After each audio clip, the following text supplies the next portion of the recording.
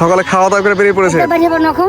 বাড়ি আসবেন কখন? সন্ধ্যার সময় বাড়ি। সেই সন্ধ্যার সময়? হ্যাঁ, আমাদের এখানে একটুকু জমি নেই, এইটুকু জমি ছিল সেটুকু ভাঙনে ভেঙে গেছে। এটা অন্য লোকের জমিতে বাড়ি গেছে। ঘর ভেঙে যায়, ঘর উড়ে যায়, কত কিছু হয়ে যায়। কি নাম? টমি। তুমি জানলে কি করে? ডাকো দেখি।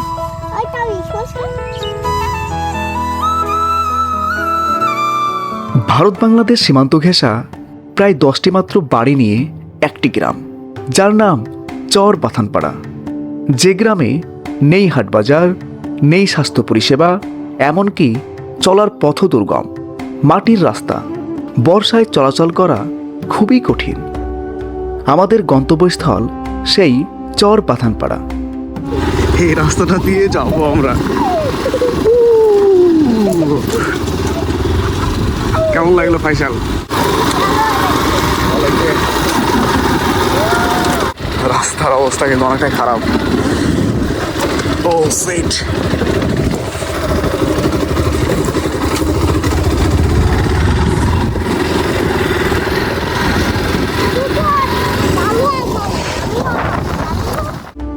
মামাদের সঙ্গে যাচ্ছি। মামা ও তার দুই বন্ধুকে নিয়ে এক বাইকে। আমরা ঠিক তার পেছন পেছন যাচ্ছি, সঙ্গে মামার ছেলে ফাইসালকে নিয়ে।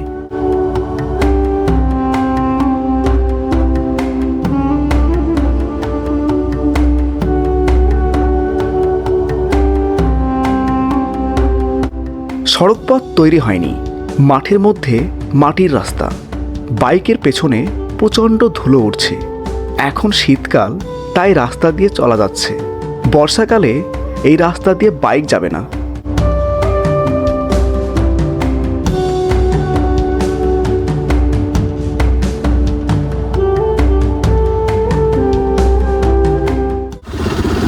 সো আমরা গ্রামের মধ্যে ঢুকে পড়েছি।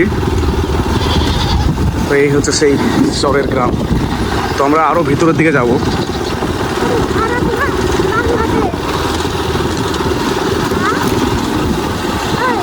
ভারত বাংলাদেশ সীমান্ত, এটা মানে ভারতের শেষ সীমান্ত।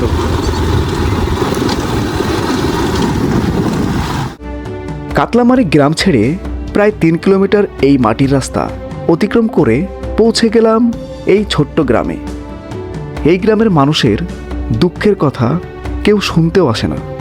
খুবই কষ্ট করে সুখের স্বপ্ন নিয়ে বেঁচে আছেন এই চরের মানুষেরা।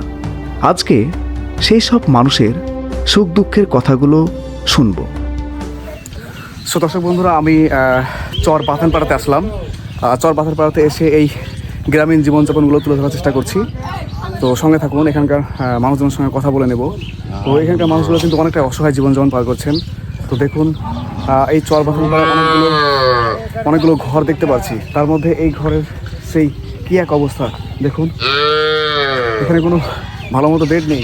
এই ছোট্ট ঘরের মধ্যে এভাবে জীবনযাপন করেন সেই একটি মাত্র পরিবার। আর বর্ষার সময় এখানে রান্না করেন। দেখুন, ভেঙেও গিয়েছে কিন্তু অলরেডি। তো এইভাবে এই শীতকালে কষ্ট করে জীবন পার করছেন।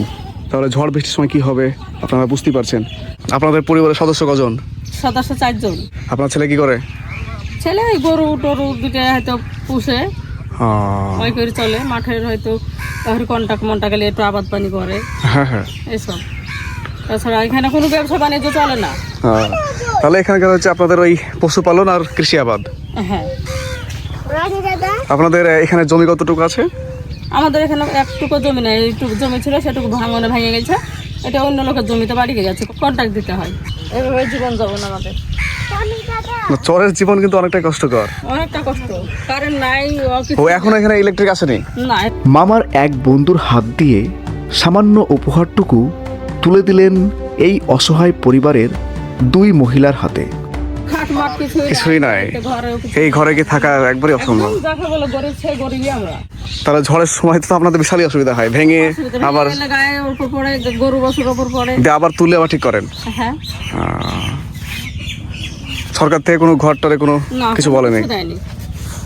কোনো ইও নাই, সরকারের লোক সেরকম আসেই না আমাদের এখানে, কোনো তদন্তই নাই না। তাহলে এটা ভারতের শেষ সীমান্ত নাকি? হ্যাঁ, ওপারেই বাংলাদেশ। ওপারেই বাংলাদেশ। এখানে কটা বাড়ি আছে? এখন কটা বাড়ি এসে মোটামুটি 15টা কি 14টা বাড়ি আছে। 14টা। কুলগুলো অনেকটাই বড় হয়েছে, তো গ্রাম বাংলাতে কিন্তু অনেকে বোর বলে থাকি।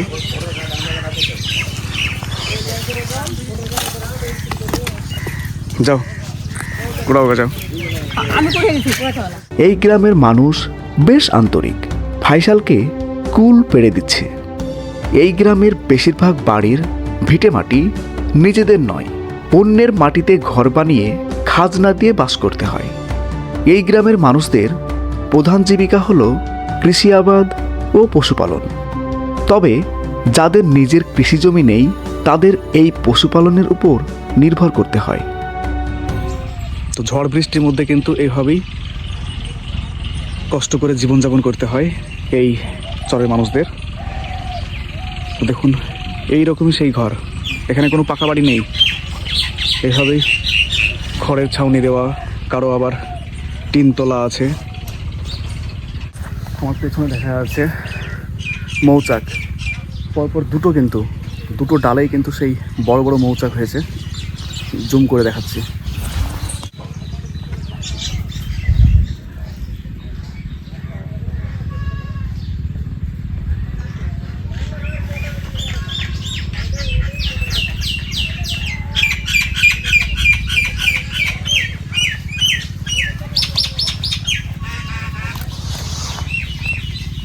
এই যে গাছটা দেখা যাচ্ছে এটা হচ্ছে মেহেন্দি গাছ।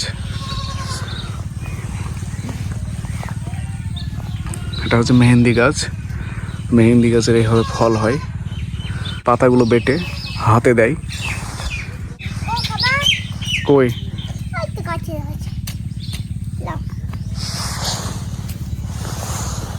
দেখো পোকা আছে কি?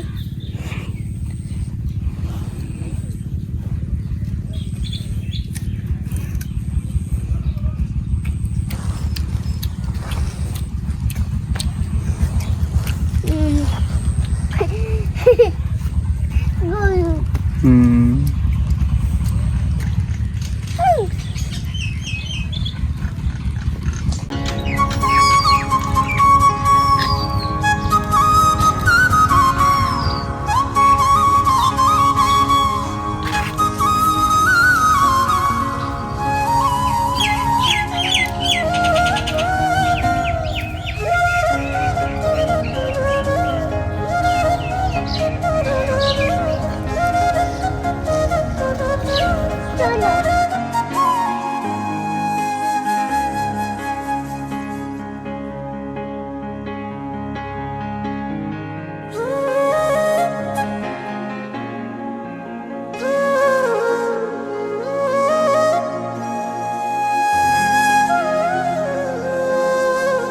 7-8টা বাড়ি ছেড়ে এখানে আরও একটি বাড়ি দেখতে পাচ্ছি। তো এটাই কিন্তু শেষ বাড়ি, আর কিন্তু কোথাও বাড়ি নেই। ওই দিকটা ক্যাম্প। দেখুন এই চর এলাকায় আসলেই দেখতে পাবেন এরকম অনেকগুলো গরু, ছাগল, ভেড়া, এগুলো কিন্তু দেখাই যায় এই চরে। এখানে বেশিরভাগ গরু দেখা যাচ্ছে, ওইদিকে ছাগল দেখলাম অনেকগুলো, এবং অন্য দিকেও ভেড়া পালনও হয়।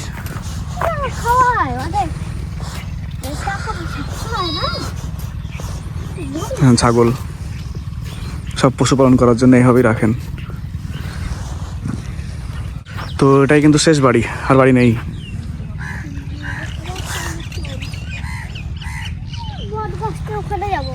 হুম, ওদিকে যাওয়া যাবে না, হয়তো পোষা কুকুর চেন দিয়ে বেঁধে রাখা হয়েছে। কি নাম? তুমি জানলে কি করে? ডাকো দেখি।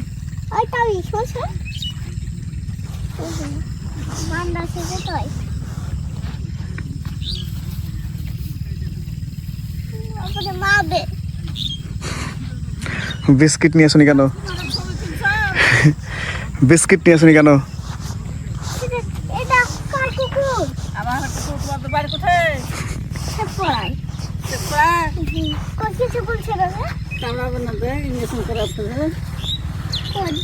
চাঁদ দেখতে এসেছ?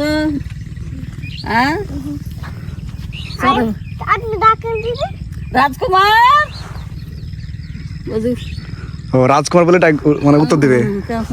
গরু দিয়ে গেল আমাদের বাড়ি গরু বেছিল গাড়ি গেল না হ্যাঁ হ্যাঁ, ওই ছোট থেকে মানুষ করেন নাকি আগে? একবার ছুটিবেলায় লিখেছি লিখে ক্যাম্পের কুকুরে খালি খাইলাম আর গায়ে দেখো দাগের অভাব হাত নাই।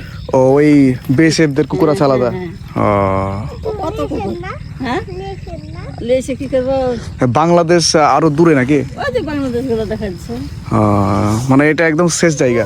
হ্যাঁ ওই যে গাছ বাংলাদেশ মাটি ইন্ডিয়ার মাটি একবার বাংলাদেশে কল্পন দিবে হ্যাঁ হ্যাঁ, আর এই পর্যন্ত এই পর্যন্ত তো আপনাদের তো এটা শেষ বাড়ি, হ্যাঁ আর বাড়ি নাই? না এই দিকটা কত দূর যাওয়া যাবে?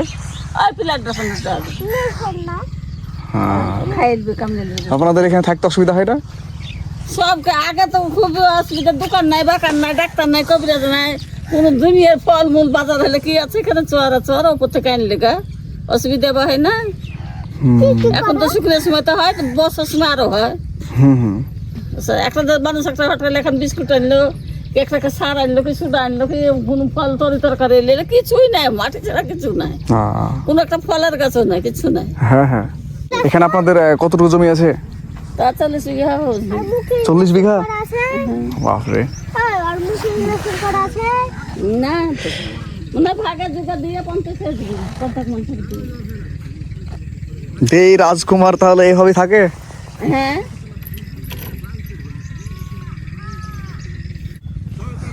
আপনাদের এই বাড়িতে ঢোকা যাবে তো এখন?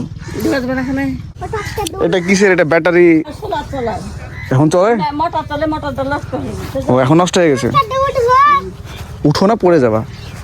দেখো বাড়ি বাড়ি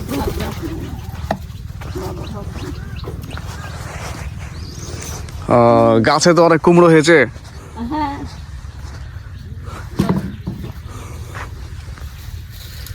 আমার ভাগ্যই খারাপ গো। 40 বিঘা সম্পদ আছে বলছে, না ভাগ্য খারাপ কেন? ভাগ্য খারাপ, রাত খাইলে 40 বিঘা সম্পত্তি থেকে আর চাকরিজীবী ছেলে মরে গেল। ও হ্যাঁ, সেটা তো একটা। জমি থেকে করবো কি, জমি তো কিনতে গেলে পাওয়া যাবে, ছেলেরা তো আর কিনতে গেলে পাচ্ছে না। এটা কি করেন এখানে? মুরগির আচ্ছা নাকি? ও ছাগল থাকে। এই 80টা মুরগি ছিল, এরা মুচ্ছে বছর থেকে সব মরে গেল মুরগি থেকে। পোষা পায়রা নাকি? না এমনি এসব বাড়িতে থাকে। আহ, 80টা মুরগি ছিল, তাহলে 30,000 টাকা তো মুরগি ছিল, পশু থেকে মুচ্ছে খালি মরে চলে গেল।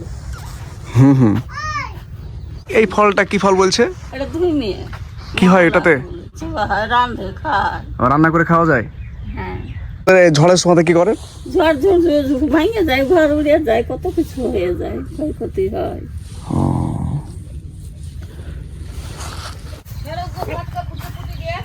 হ্যাঁ, তাকাও এদিকে। বেটাকে পিছিয়ে গাড়ি টাড়ি কিনে দিল। এই ট্রাকটা কিনে দিয়েছেন? হ্যাঁ ট্রাক্টর কিনেছি, ট্রাক্টরে সবই আসবাব হয়ে গেছে, টলি ফাল লোটাস। এই ট্রাকটা নতুন কিনেছেন না সেকেন্ড হ্যান্ড? না নতুন কিনেছে না, বেটা গাড়ি চালানো জানতো না, আমাদের সাথে বেটার জল শ্বশুর বাড়ি জল খারাপ দিতে হয়, বেটার শ্বশুর বাড়ি ছিল, শ্বশুর বাড়ি থেকে আবার নিয়ে এসেছে।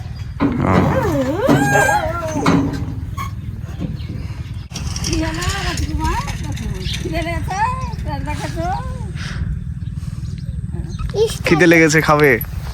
স্টাইল করছে তুমি তো সব বুঝেছো এখন ছেলে মোবাইলে টাকাছে বলো তাকাচ্ছে ভালো। কোথায় গেছিলেন? এই তো মাঠে ছাগল লেগেছে, কোন মাঠে? যাবো কোন মাঠে দেখবো এখন, কাহার পাড়া লাইনে যাবো কি এখন, মরিচের লাইনে যাবো, সকালে খাওয়া দাওয়া করে বেরিয়ে পড়েছে? বেরিয়ে যাবো না এখন, বাড়ি আসবেন কখন? আবার সন্ধ্যার সময় বাড়ি। সেই সন্ধ্যার সময়? হ্যাঁ সারাদিন মাঠে থাকবেন? মাঠে থাকবো সারাদিন মান, প্রতিদিন এই করেন? প্রতিদিনই তো এরকম। হ্যাঁ গরিব বাচ্চা আছি। আপনাদের পরিবারে কজন আছে? আমার পরিবারে মেলায় সব আলাদা আলাদা। আলাদা আলাদা? হ্যাঁ আমি এখানে একাই আছি, আর উপরে গেছে বেটার সব আলাদা আপনি আলাদা। আপনি একাই থাকেন? আমি একাই থাকি এখানে। আপনি একাই রান্না করেন? হ্যাঁ রান্না করে খাই।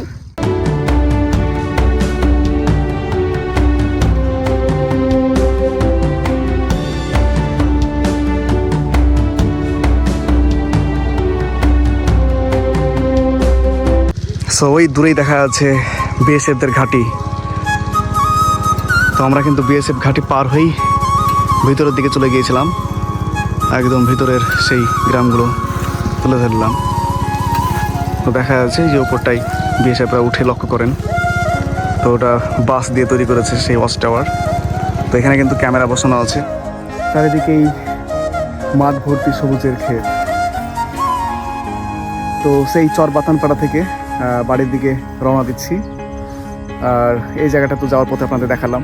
তো অনেক সুন্দর লাগছে এই জায়গাটা, ন্যাচারাল পরিবেশ। ভাই স্যার কেমন লাগছে? ভালো লাগছে?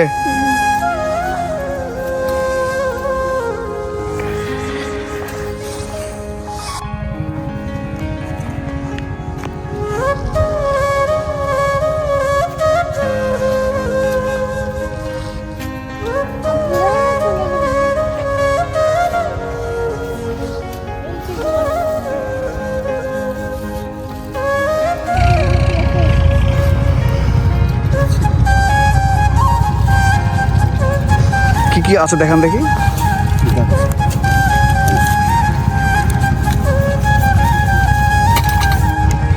এটা তো ঝুরি, এটা লাড়ু, এটা তো জিলপি। এটা হচ্ছে কালার জিলপি, এটা চিনের ঝুরি। ওটা বাড়িতে খাবো। এটা তোমার আদা মোহরি সব কিছু আছে, ওটাই নাই।